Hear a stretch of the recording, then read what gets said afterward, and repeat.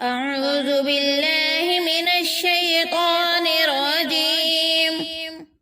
بسم الله الرحمن الرحيم. يا بني إسرائيل اذكروا نعمتي التي أنعمت عليكم وأوفوا بعهدي أوف بعهدكم وإياي فارهبون. وآمنوا بما أنزلت مصدقا لما معكم ولا تكونوا أول كافر به ولا تشتروا بآياتي ثمنا قليلا وإياي فاتقون. ولا تلبسوا الحق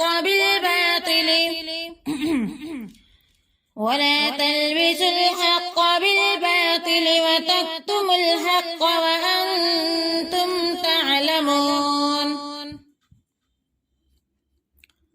وأقيموا الصلاة وآتوا الزكاة واركعوا مع الراكعين.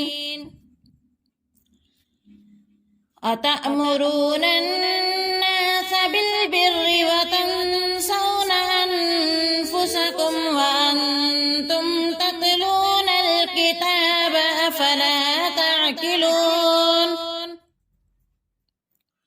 واستعينوا بالصبر والصلاة وإنها لكبيرة إلا على الخاشعين الذين يظنون أنهم ملاقو ربهم وأنهم إليه راجعون. يا بني إسرائيل اذكروا نعمتي التي أنعمت